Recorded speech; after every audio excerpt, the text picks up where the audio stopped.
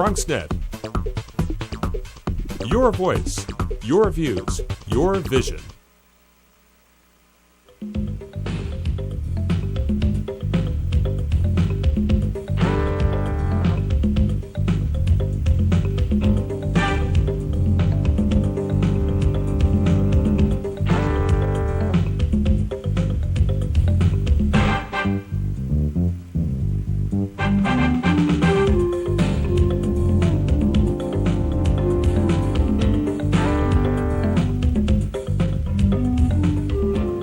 Good evening and welcome to BronxTalk, now in its 17th year, one of the city's longest running TV talk shows.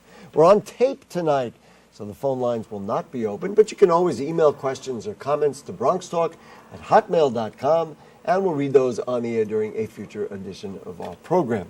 Well, it is no secret that the Bronx has been the epicenter for asthma over the last quarter century. Also, of course, smoking is not healthy for people in the Bronx or anywhere.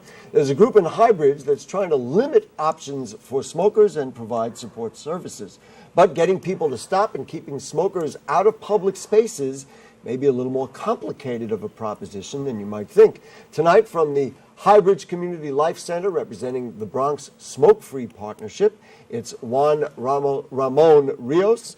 Good evening. Thank you for joining us, sir. Well, thank you for having me, Gary. And an unabashed smoker and well-known Bronxite and a friend of ours for many years, it's Bob Beater. Always nice to have you with us. Thank you, Gary. Also, we'll have on the phone from a smoking cessation program called Bronx Breeze. We'll be joined a little later by Barbara Hart. So, gentlemen, and Barbara later on, good evening.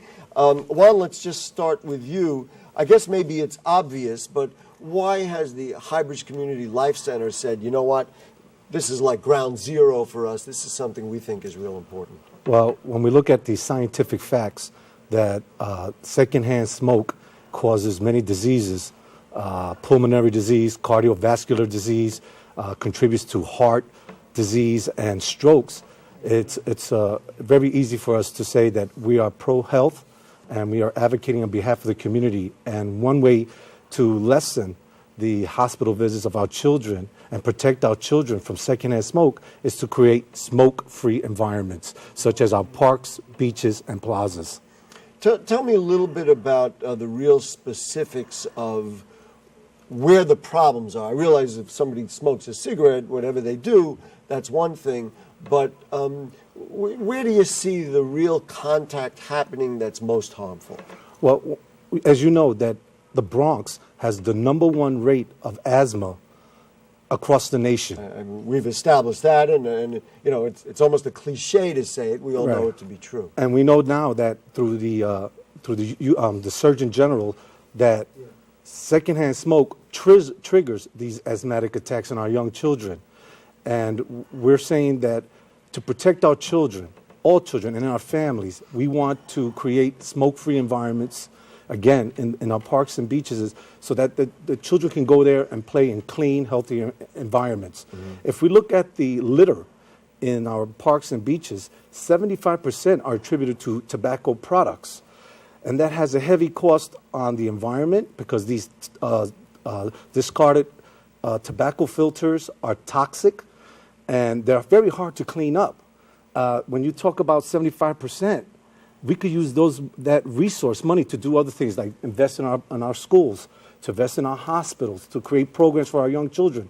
And yet we're wasting this money picking up discarded toxic cigarette butts. Bob, I know you have somewhat of a different perspective. I don't think anybody's going to debate the health risks of smoking. I just wanted to touch on the last point, and then we'll give you a chance to get into it generally. I'm going to make a guess, and that is you're going to say, you know what? If the garbage is a problem, we'll teach people to pick up the garbage and do that properly, and then that aspect of the problem that Juan is talking about we don't have. Is that what your response would be? Certainly that's one of the issues. But my biggest problem is the fact that the city of New York and this particular administration just wants to keep taking away more and more rights from us as free Americans. And they want to keep controlling our lives. They want to eliminate sugar. He wants to take salt off the tables in restaurants. Next, they're going to outlaw hot dogs, apple pie, and ice cream because they're no good for you either. The American way of life, the right of choice, the right of freedom, should be our choices. As a smoker, I always try to be courteous, and I try not to. But when I'm outdoors, the smoke dissipates in such a way that the parts per million, so to speak, is so minute that that's not what's causing an asthma attack. If you're in a confined space, they already stopped me from smoking in my own office, a family business that was grown from my grandfather and my father. They control that now already and said I can't smoke in my own place of business. Now they don't want me smoking outside. In Great Neck, you can't smoke anywhere on the commercial strip or you're going to get a $1,000 fine. Where are we going to draw the line and say, you know what, you're taking away too many of our rights? One of the places, and I'll let you respond to that in a second because I want to just put this out there, and then you both can dialogue over it. One of the concepts that has passed, not only in your place of business, but in restaurants, you can't Absolutely. smoke. Many people are finding that the restaurants, they like going in them better. Restaurateurs who complained about, loss of business. I didn't go to a bar for the Jet game. I'm guessing for last week's Jet game and next week's Jet game, all the sports bars are going to be pretty well filled. Has that worked out, or do you still find that was one step too far? Well, again, this is something that I felt should be the choice of the individuals.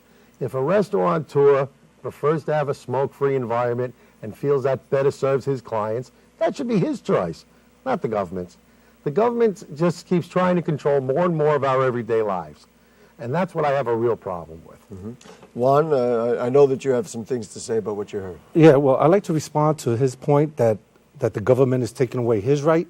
What the government is really doing is protecting my right not to take in the secondhand smoke. And number two, again, with the U.S. Surgeon General's study shows that me standing next to Bob while he smokes 3 feet, I'm 50 more times to inhale toxic fumes from that cigarette than external pollutants in the air. So it's not minute. And we know this because of the studies done by the U.S. Surgeon General. Let me ask you this. Bob runs a business, and let's give you the free plug because we want your business to do very well. Go ahead. What is it? Westchester Square Plumbing Supply. And they've been in business for how many years? Since 1924. We're in our 87th year. 87 years. It's one of the literally the great businesses in the Bronx. He's got his own office. He works his tail off, I'm sure, every single working day. Why can't he just be in there with the door closed, maybe even with some ventilation out there, and smoke a cigarette? Because he has to consider the rights of his workers also. They should be able to work in a smoke-free environment. I mean, we're looking at the health concerns here and the cost on our healthcare system. When Bob smokes, we, non-smokers and smokers, are paying for that in taxes. Even in his office? Even in his office, we are finding out now that air does not dissipate that quickly. It lingers. The smoke can go through the electrical sockets, through the under door. There's really, according to the CDC, that there's no way to protect yourself, be actually 100% risk-free from secondhand smoke. There's no way to protect yourself. Let me ask you another question because it's been put on our table. Parks and public spaces. You're out in the outdoors. It's a lovely day. You may not want to, I may not want to, but Bob may feel like, when I take a walk in the park, I'd like to smoke a cigarette. It's going to dissipate. It's not a closed environment. There are no workers involved. It's not going to affect them. Times Square is another place. You're talking about public plazas as well. Are you not allowed to smoke? Not allowed to smoke in public plazas as well. This is all part of the same bill. Well, I just wanted to clarify that any sidewalks adjacent to the parks, Bob can smoke. It's not on the grass, on the park, that he cannot smoke. In other words, if he's walking across the park and there's a public sidewalk, he can smoke. And this will protect our parks again from these toxic discarded filters that you find on the floor. What we're seeing is that many smokers are using our streets, our playgrounds, our parks and beaches as their own personal ashtrays. And we as a people, as a community, are standing up and saying, enough is enough. We need to have these smoke-free environments. I'll give you a chance to respond to that. So what you're saying is that when I visit Orchard Beach, the Riviera of the Bronx, and I'm out in the middle and I decide it's time for a cigarette, I have to go out of the park? No, you can walk straight to the parking lot at Orchard Beach. At the parking What about lot. that boardwalk or that little... No, the boardwalk is part of the public plaza. Yeah. So you got to go out into the parking lot to smoke. You can smoke before you get to the beach. That's a bit absurd. That's not passed yet, right? We should. That's what's on the table. This is a proposal that's in City Council right now. Right. The Community Board 10 that I sit on, actually, we had a discussion there at it. It passed by a very close vote of something like 19 to 17 to support It was the bill. 17. It was 15 to 12. The It actual was a vote. very, very close. Right. And how many abstentions? Well, I wasn't there. Okay. So when you put in the abstentions, as I say, it was like Very two votes. close vote, sure. Very close vote. You know, they're saying, oh, 65, 75% of people are in favor of this. Everybody I talk to thinks they've gone too far. Smokers, non-smokers, you know, the city just keeps taking away our rights. And for the record, they do it in the name of public health. They do it in the name of public safety, and yet they're not my dad, you know. Juan, let me just ask you something that Bob brought up, which is very interesting. Go to Yankee Stadium in the Bronx, and you go to a ball game, and you buy a hot dog. Frankly, I love them. It's probably the worst food There you go. that I eat. And should we then say, you know what, that's really not healthy, and we certainly know what diabetes and obesity and all the other health issues we have in the Bronx. Well, to bring public awareness that it's unhealthy is good. People should be informed when they make choices. But the second point is that when that person is eating a hot dog, he's not affecting me right next to him. When Bob takes out a cigarette, he's affecting me. So Although, really, of course, the health costs would ultimately affect all of us. Let me just change the direction here, and I want to just get into the nature of life in the Bronx and who people in the Bronx are. Are Bronxites more or less susceptible as they grow up, if they grow up in the Bronx, to smoke cigarettes or not? Or is it really across the board, Brooklyn, Queens, Staten Island? well, Manhattan, we the are same? more susceptible. Why is that? Because the tobacco industries have targeted low-income,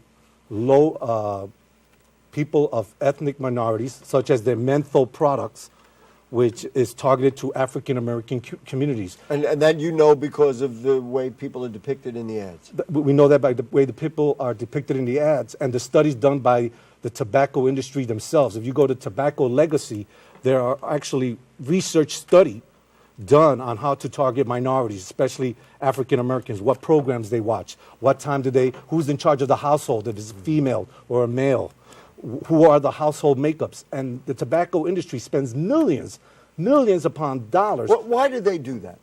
because they need new customers. And you're suggesting that they would target African Americans or any people of color And low income. because they're more susceptible to this kind of Right, because they're less informed in those communities.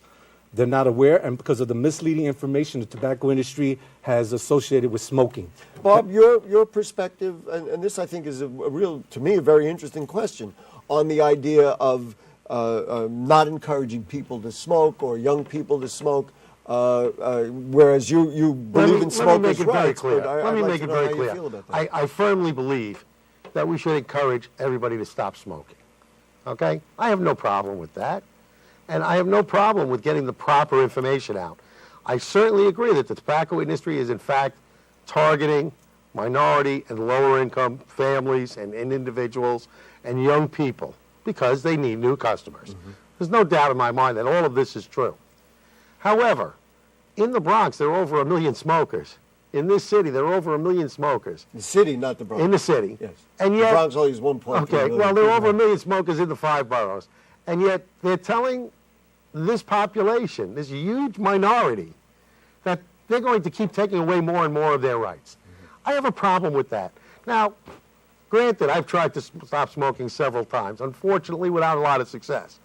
I've pretty much given up on that hope at this Your point. issue is really My the issue political and the rights is issue. the rights issue. Okay. All right, we're going to bring on somebody who does a cessation program. Did you want to have a I quick just want to add that by creating these smoke-free environments, we're really helping smokers who are trying to quit. There you go. Because they will not be triggered by No, the... you're forcing things down their throats when you don't have the right But what about to my do so. right? But what about our rights? You have the right to move to the next block. You have the right to move to the next section of the beach. You have the right not to stand next to me. I should have certain rights as well.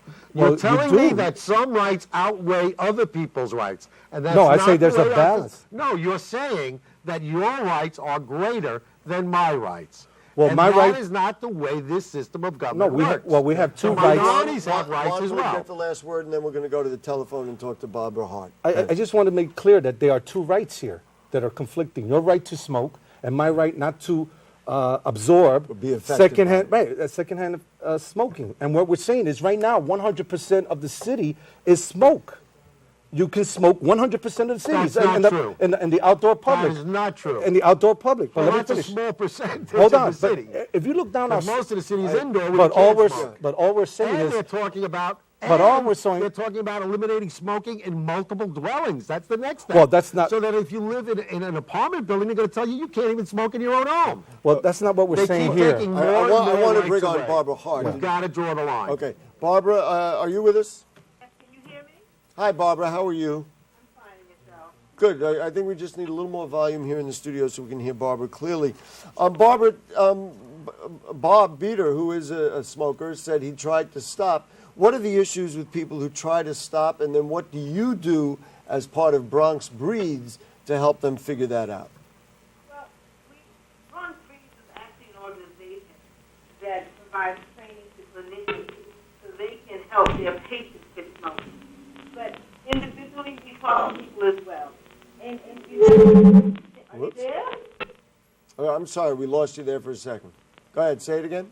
Okay, now we're saying Bronx Breathes is the Bronx Tobacco Cessation Center, and we work with doctors to teach their patients on how to quit smoking. And one of the things that the doctors talk to their patients about is getting some assistance. You know, tobacco use is an addiction. People get addicted to tobacco, and they find it hard to quit. So we ask them to, hello? Yeah.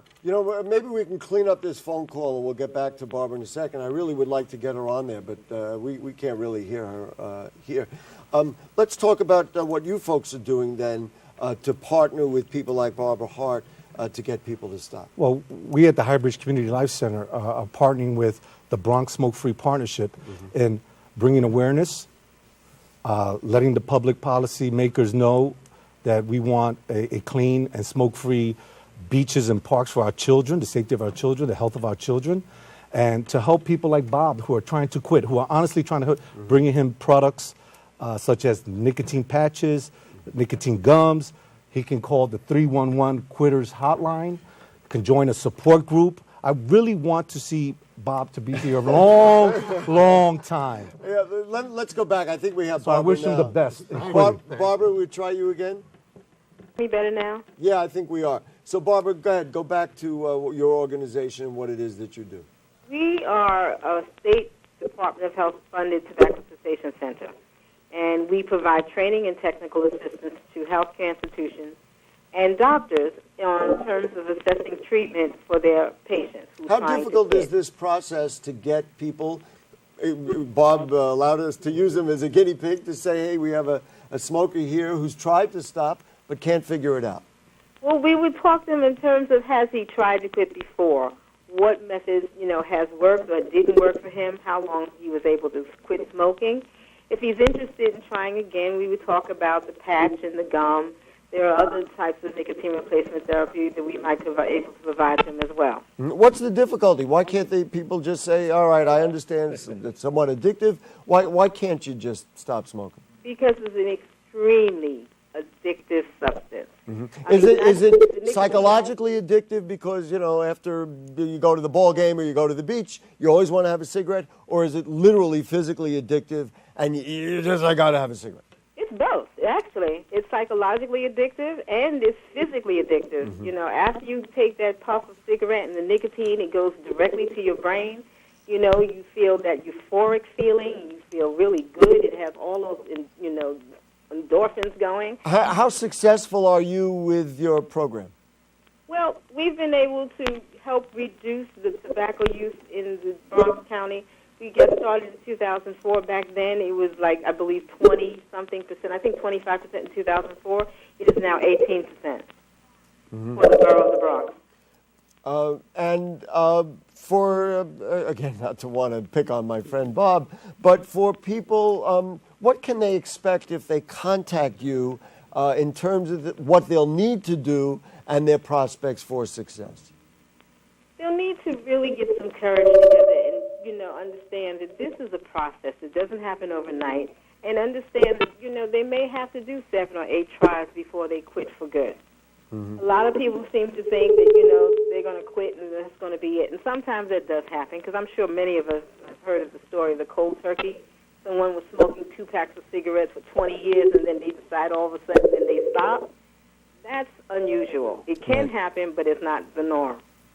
What tricks? Give me a couple of tricks, and maybe some of our viewers would hear a couple of little things that they try. So I'm guessing the first thing is, if you do smoke heavily, like 2 packs a day or something of that nature, don't quit cold turkey. Cut it to 1 or 1.5, and then gradually see if you can wean yourself off. That would be logical. But what other tricks might you try? Well, I was going to say they should consider doing the patch, using a patch, a combination with gum or lozenge, because usually that helps the cravings that you get during the day. It helps reduce them. So if you're wearing the patch already, because a lot of people said they've tried it but it didn't work, that's because they didn't try it long enough. They didn't do it in combination with something else. If you're wearing a patch and you're having the urge to smoke cigarettes during the day, you should try chewing some gum as well. Stay with us, Barbara. Bob, we may as well use you since you're here. One of the things you say is, quitting cold turkey may not be the answer. And because what happens with nicotine is it actually is a stronger addiction than heroin or any other drug. It's one of the strongest addictions there is. And unfortunately, it creates a craving for more of it. So by trying to wean yourself off it, you're basically, every time you take a cigarette, even though you're trying to reduce the amount, you're actually creating more of a craving for more. Because you keep giving yourself the drug. Because you keep giving yourself the drug. That shows you what it really is one of the toughest drugs to quit. Right. When with you that say you said, tried, what did you try? I have tried hypnosis. Really? I've tried some nicotine gum. I've tried 3 or 4 different things over the years. You got to realize I'm smoking over 30 years. Right.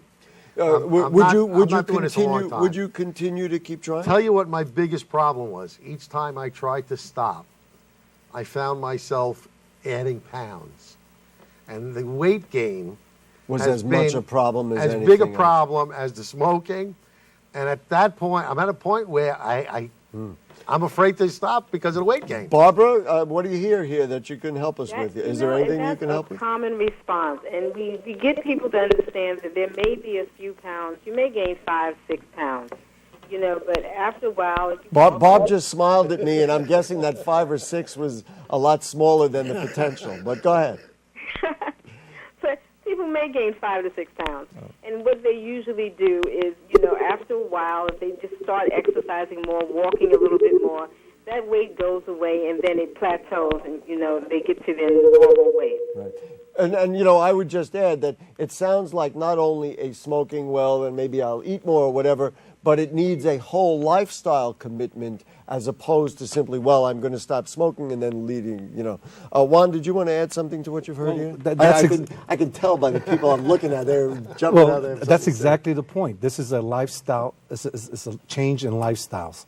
Once you start quitting smoking, you're going to see your lungs clear up. It's going to take a while because you've been smoking for over 30 years, but you're going to see your lungs start to clean up, and you're going to start to exercise more because you're going to be able to breathe better.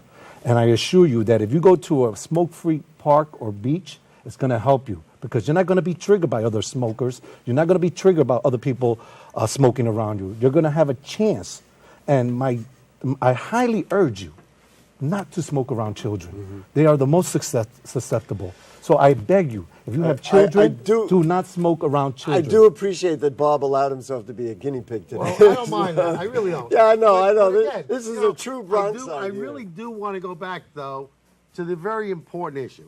I have always tried to be a courteous smoker and understanding of anybody who doesn't like to smoke. If somebody doesn't like to smoke, I put the cigarette out, I'll wait, I'll walk away, whatever. And I think that's just common courtesy that most people will do. We'd like to see. Okay? We'd like to think they will. I think so. I mean, people talk about New York as being tough, but they're really not. Because I want to get some info. But the main thing that I keep going back to is I'm tired of the rights issue. Juan, let's get some contact info for your organization for people who want to partner, who want to help, who have questions. I mean, it could be just any number of things. Certainly people who want help or, maybe my son or daughter smokes and I'd like to work on it. How do they get to you? They can call us at the Highbridge Community Life Center. Right. We're located at 979 Ogden Avenue in the Bronx, near Yankee Stadium. And our telephone number is 718-621-2222. It's right on the screen right there, highbridgelife.org as well. Barbara, do you have a contact info that you want to lay on us here? We have our website, which is bronxfreeze.org. Okay. Or they can call 718-430-2601. Great. Barbara, we thank you very much for your participation and your passion for improving the lives of people in the Bronx. And I'd just like to say, if Thank I you. can, Go ahead, Bob, sure. that all people of this city, include especially Bronxites, let your councilman know. Do you really think that it's their job to pass these laws to take away our rights? I know many people I've spoken to keep saying they've gone too far. They agree with me. Let your council member know. Call BronxNet. Let them know. Let everybody know how you feel. For you, you just want people to call and stop smoking and And also call their council member and say you want clean, smoke-free Bronx, because we need to protect our children and our environment. I mean, these beaches are precious. We should take care of them. And our children, there's nothing more precious than not to smoke around our children. Gentlemen, your passion is much appreciated. Your participation in the dialogue is much appreciated. This is what makes the Bronx great and what, frankly, makes BronxTalk what it is. So I do appreciate both of you and Barbara Hart for joining us as well. Thank you so much. Thank you, Gary. Folks, if you have further comments or questions pleasure on to meet you. anything, they're shaking hands here, so that's what it is to be in the Bronx. Questions or comments on anything you heard on the show or anything going on in the Bronx, you email them to us, and we'll read them on the air during a future edition of our program. Our archives are at bronxnet.org. You look at BronxTalk on the right side of the screen. You can check in with any of our archives. Thank you to Jane, our producer, our director, Michael, our cast of thousands who work on the show, and to you, we'll see you next Monday night. Good night. That's great. Thank you so much.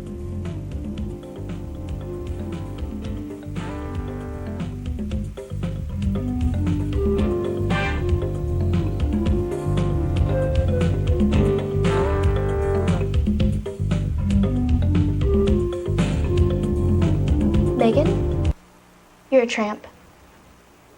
Ryan Fitch told me you guys made out. Everybody knows. He says you're the most desperate girl he knows, besides your mom. How many boyfriends does she have anyway?